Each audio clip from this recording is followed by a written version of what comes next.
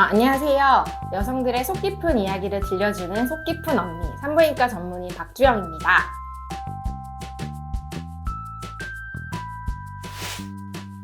오늘은 이제 20대 여성분들에 대해서 얘기를 할 건데요. 산부인과는 생각보다 다양한 원인과 고민으로 20대 여성분들이 찾아주시는 그런 병원 중에 하나예요. 그래서 뭐 질염이라든지 아니면 생리, 피임같이 다른 사람들한테 말하기 조금 어려운 부분에 대해서 많이 고민 상담을 하시는데요.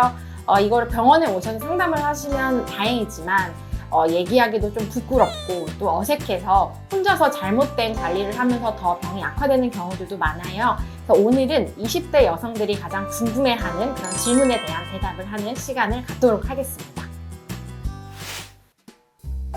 쿠퍼액으로 임신이 되나요? 네, 이 질문은 정말 많이 받았는데요. 쿠퍼액은 뭐냐면 남성의 전립선 아래에 있는 쿠퍼샘이라는 곳에서 분비되는 알칼리성 물질이에요.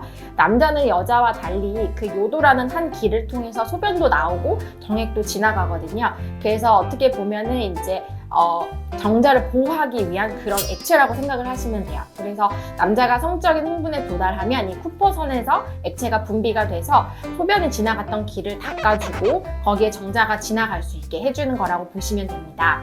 근데 사실 이 쿠퍼액 안에는 정자가 들어있지는 않아요. 근데 이전에 지나갔던 정자가 남아있다가 그 다음번에 사정되기 전에 나오는 쿠퍼액에 묻어서 나오는 거거든요. 그래서 확률이 아주 높은 건 아니지만 사실은 이 확률에 내가 당첨이 된다면 상당히 좀 당황스러울 수 있잖아요. 그래서 피임 방법을 선택을 하실 때 어떤 질외 사정법이라든지 이런 법들을 이용을 해도 임신이 될 가능성이 있는 거고 쿠퍼액으로 임신이 됐다라는 말이 나오는 거거든요. 그래서 가장 좋은 방법은 어떤 안전하고 장기적으로 사용할 수 있는 피임법을 사용해서 피임을 하시는 것이 가장 좋을 것으로 생각이 됩니다. 사후피임약은 언제 먹고 효과는 언제 나타나나요? 네, 사후 피임약은 계획되지 못한 성관계나 아니면 피치 못할 사정으로 피임에 실패를 했을 때 먹는 약이에요. 그래서 응급 피임약이라고도 말을 합니다. 약을 복용하는 방법은 관계를 하고 나서 72시간 이내, 즉 3일 이내에 드셔야 효과가 나타난다고 되어 있고요. 최대 5일까지도 먹어도 된다고 되어 있어요. 하지만 시간이 지나면 지날수록 그 피임 효과가 떨어질 수 있기 때문에 빠른 시기에 드시는 게 좋고 24시간 이내에 복용을 했을 때는 95% 정도의 피임 효과를 볼 수가 있습니다. 하지만 이 사후 피임약은 굉장히 고용량의 호르몬이거든요. 우리가 생리를 미루기 위해 먹는 피임약, 그거를 한 수십 알을 하나에 모아놓은 거라고 생각을 하시면 돼요. 그래서 이걸 먹고 나서 호르몬의 교란이 나타날 수도 있는데 생리가 좀 빨라지거나 느려지는 사람도 있고 부정출혈이 나타나는 사람도 있어요. 또 고용량 호르몬은 약간 속을 좀 미식미식거리게 할 수 있거든요. 그러니까 드시고 간혹 토를 하시는 분들이 있는데 3시간 이내에 구토를 하는 경우에는 다시 드셔야 된다는 걸 알고 계시면 될 것 같아요. 그래서 앞에 말씀드린 것처럼 피치 못할 사정에 드시는 경우에는 어쩔 수가 없지만 자주 드시는 것은 좋지 않아서 조금 더 안전하고 확실한 장기 피임법을 이용해서 피임을 하실 것을 권유드립니다. 배란과 생리에 대해서 설명해 주세요. 네, 배란과 생리. 우리 예전에 성교육 많이 이제 들었을 텐데 학교 다닐 때 가장 먼저 나오는 그런 내용이에요. 너무 재미가 없고 들어도 무슨 말인지 잘 모르겠고 그런 내용인데요. 제가 좀 간단하게 설명을 일단 드릴게요. 배란은 뭐냐면 난자가 배출이 되는 게 배란이고 생리는 자궁에서 출혈이 나오는 게 생리예요. 그래서 우리가 한 달에 한 번씩 배란이 되고 배란이 되면 2주 뒤에 생리가 나온다고 생각을 하시면 돼요.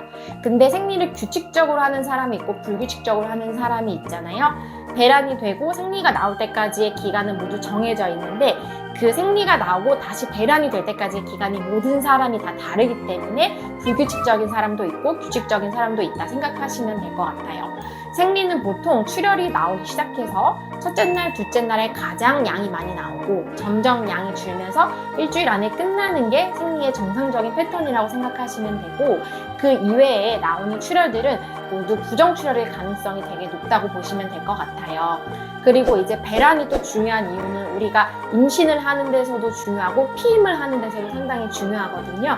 그래서 아까 말씀드렸던 것처럼 다음 생리가 시작되기 2주 전에 배란이 되기 때문에 그 날을 미리 예상을 해서 그 배란일의 5일 전 그리고 3일 후, 이 일주일 정도 기간 동안에 임신이 될 가능성이 높아지는 거라고 보시면 되거든요. 그래서 임신을 원하시는 분들은 이 기간에 적극적으로 관계를 하시는 거고, 임신을 원하지 않으시는 분들은 이 기간에는 관계를 하지 않도록 하는 것이 이제 피임 방법이라고 생각을 하시면 될 것 같습니다. 이어서 생리랑 부정출혈에 대해서 설명 부탁드립니다. 네, 제가 방금 전에 간단하게 정상 생리 패턴에 대해서 말씀을 드렸잖아요. 이러한 정상 생리 패턴이 아닌 것들은 다 부정출혈의 가능성이 있기 때문에 그런 출혈이 있을 때는 보통은 산부인과에 오셔서 진료를 보시게 돼요. 부정출혈이 나오는 경우에는 저희가 하는 검사는 일단 출혈이 나는 위치를 확인을 해야 되는데, 출혈은 작은 경부에서 날 수도 있고 안쪽에서 나올 수도 있어요. 그래서 작은 경부는 제가 내진을 통해서 직접 눈으로 보고 출혈이 나는지를 체크를 하게 되고요. 안쪽은 초음파를 통해서 자궁 내막이나 난소에 어떤 부정 출혈을 일으킬 만한 원인은 없는지 이런 것들을 체크를 하게 됩니다. 보통 정상 생리 주기는 19일에서 39일 정도로 얘기를 하고 있고요. 예상 생리일에서 일주일 정도 생리를 빨리 하거나 늦게 하는 거는 정상 범위로 보실 수 있어요. 그리고 한 번의 사이클에서 나오는 생리 양은 요구르트 한 병, 생각보다 되게 작거든요. 50cc에서 80cc 정도라고 보시면 되는데, 그보다 생리량이 너무 과다하게 나온다든지 아주 작은 출혈이 길게 이어진다든지 하는 것들은 부정출혈로 생각을 하시고 넘기지 말고 꼭 산부인과 전문의하고 진단을 통해서 원인을 교정하고 관리를 하시는 것이 필요할 것 같습니다. 제가 질염이 엄청 자주 걸리는데 도대체 왜 걸리는 걸까요? 저 너무 힘들어요. 맞습니다. 질염, 여성의 감기라고도 불리는데 상당히 많은 여성들이 질염 때문에 고생을 많이 하고 있어요. 정상적인 질에서는 윤활액을 분비를 해서 이 윤활액이 어떤 오염물질을 씻어주고 외부에서 들어오는 세균들을 막아주는 역할을 하는데요. 이 윤활액은 정상적으로 맑고 이제 깨끗해야 돼요. 근데 질염이 걸리면 이제 이것들이 염증으로 되면서 좀 안 좋은 분비물이 나오게 되고요. 양상은 보통 분비물 양이 많아지거나 색깔이 누렇다든지 혹은 녹색빛을 띠는 경우들도 있고요. 또 가렵거나 부정출혈을 호소하시는 분들도 많이 있어요. 이 질염은 원인이 다양한데 이제 간단하게 말씀을 드리자면 흔히 많이 걸리는 질염인 세균성 질염과 캔디다 질염, 그리고 아마 한 번쯤 들어보셨을 법한 트리코모나스 질염, 이렇게 세 개로 구분을 한다고 보시면 되고요. 각각의 원인에 따라서 보통 약물 치료를 통해서 치료를 한다고 보시면 될 것 같아요. 질염은 어떻게 관리를 하나요? 네, 일단 질염이 심하시다고 하면 진료를 통해서 약물 치료를 하시는 게 가장 중요합니다. 약물 치료를 해야 깨끗하게 치료가 되는 것인데, 그 이후의 관리가 상당히 중요하다고 보셔야 될 것 같아요. 질은 원래 약산성의 환경을 유지를 해야 방금 말씀드린 것 같은 염증들이 잘 생기지 않는데요. 그 약산성을 유지하기 위해서 꼭 복용하라고 말씀드리는 게 바로 유산균이라고 생각을 하시면 될 것 같아요. 유산균이 이런 약산성 물질을 분비하면서 나쁜 세균이나 곰팡이 같은 것들이 많이 자라지 않도록 그렇게 도와준다고 보시면 되겠고, 최근에는 이제 유산균 말고도 질 안에 넣는 워시겔 같은 것들이 굉장히 잘 나와 있거든요. 그런 워시겔이 약산성 형태를 유지해 줄 수 있다고 보시면 될 것 같아요. 생활 습관적으로 말씀을 드려보자면 비누로 너무 아래를 세척을 자주 한다든지 하는 것들은 좋지 않고, 또 이제 관계를 너무 많이 무분별하게 한다든지 이런 것들도 질염이 생길 수 있는 원인이 될 수가 있으니까요. 그런 부분을 좀 주의를 해주셔도 좋을 것 같아요. 그리고 캔디다 질염 같은 경우는 피곤하거나 면역이 떨어지면 자주 생기거든요. 평소에 면역력 관리를 잘 해줘야 되는데, 사실 요새 너무 할 일도 많고 스트레스도 많고 바쁜 생활이잖아요. 그래서 그렇게 하더라도 생길 수 있어요. 그러면 바로 진료를 보시고 치료를 하시는 게 더 악화시키지 않고 빨리 좋아질 수 있는 방법이라고 생각하시면 될 것 같아요. 평상시에 할 수 있는 관리 방법이나 팁이 있을까요? 네, 아까 말씀드린 대로 질 내부의 산도를 약하게 이제 만들어준다는 게 공통적인 건데요.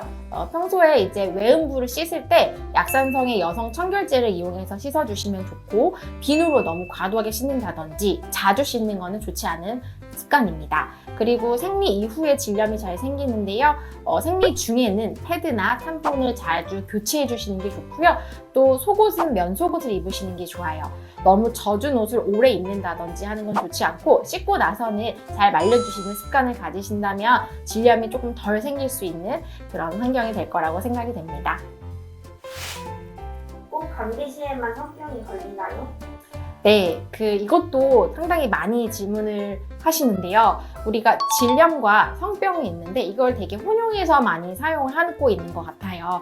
그래서 성병은 말 그대로 성접촉을 통해서 전파되는 질환이라고 보시면 되겠고, 질염은 이 성병보다 훨씬 큰 범위예요. 그래서 성병이 질염 안에 포함이 되어 있다고 생각을 하시면 될 것 같아요. 그래서 성접촉과 성관계와 상관없이도 질염은 걸릴 수 있는 거다. 이렇게 생각을 하시면 될 것 같습니다.